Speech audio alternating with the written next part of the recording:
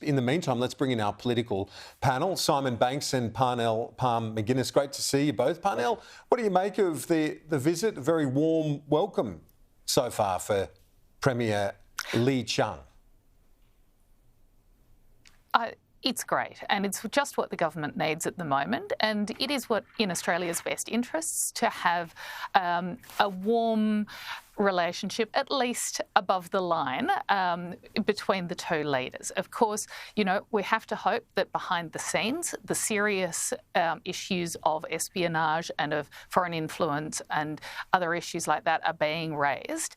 But at the same time, it is important that these top-line cordial relations are visibly had and to keep the lines of communication open with China. Yep. Exactly, but it's not without its difficulties, is it, Simon Banks, from imprisoned Australians to, as Parnell rightly points out, the cyber espionage? Yeah, and of course there are regional and geostrategic issues that they'll be talking about as well. And Australia and China aren't aligned on all of these issues, but our trade relationship is nonetheless the most significant one that we've got. So look, we need to be able to improve that relationship. Obviously, we've seen with the progress that's been made about resolving some of those trade issues. Over the last 2 years, there's been very good progress in relation to those. But as Palme said, like we just cannot assume that the relationship will be stable and safe. There are clearly going to be difficult issues in the relationship in the years ahead. But as I constantly say, Kieran, it's better for us to jaw than to war.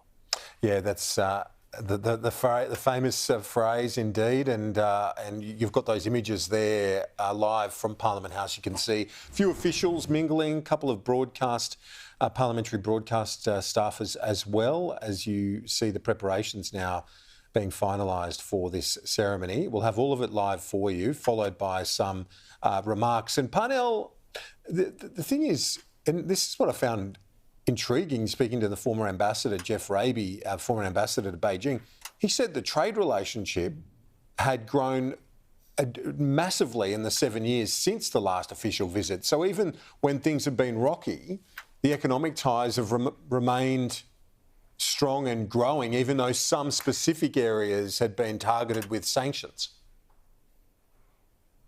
That's right. Sometimes these sanctions are really show sanctions, and there are other things going on behind the scenes that we don't see, that aren't as visible.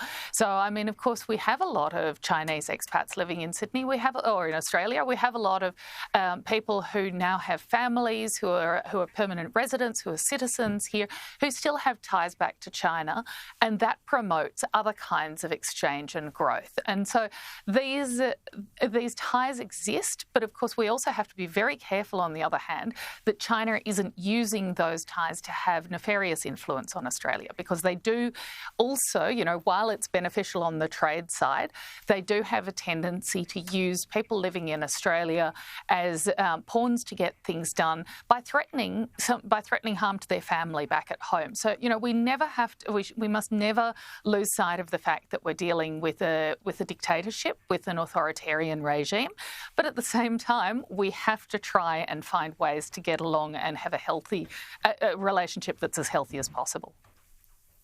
And according to a number of analysts in this space, Simon, China very keen to mend fences where they can in the Western world, particularly with big trading partners. With the prospect of a Donald Trump presidency looming, they could face massive tariffs themselves, and they need to have other options.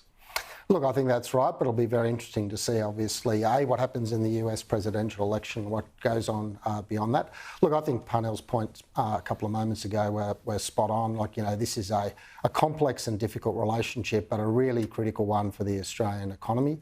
We should never compromise on our fundamental values when it comes to dealing with China, but you know, we do have really important ties, both commercial and our person-to-person ties between our two countries. And ultimately, I think this is one of the great roles that Australia has played throughout the last sort of 50 years in its relationship with China. No one doubts on either side of this whose side we are ultimately on, but we are always an important bridge, particularly between the Americans and the Chinese. I think that's where Australia as a middle power diplomacy plays a really important role in the world. We're never going to determine those issues ultimately between those two great superpowers, but we can play a role to help them understand and to navigate those differences in a way which keeps the world peaceful, and that is in everyone's interest. Parnell, let's turn our attention to a couple of opinion polls out today. As we all know, politicians say that there's only one poll that counts and all that jazz, but we know that they all watch these numbers very, very closely indeed. And I think the coalition will be buoyed by seeing a few of the numbers, particularly when it comes to Mr Dutton's comparison with Anthony Albanese as preferred Prime Minister. Yeah, I think we spoke about this on Friday. In fact, you know, this is, to my mind, the electorate really embracing the realism that Dutton is bringing to debates. And of course, you know, and Albanese won't like to see this at all. I don't think that it's going to make any difference in the party room at this stage. But of course, the Liberal Party will be very pleased to see this. It shows that the strategy of talking about the cost of living, talking about how energy plays into the cost of living, and keeping a focus on the things that are really hurting households and how we can address them in a realistic way could turn into a winning strategy for the Liberals.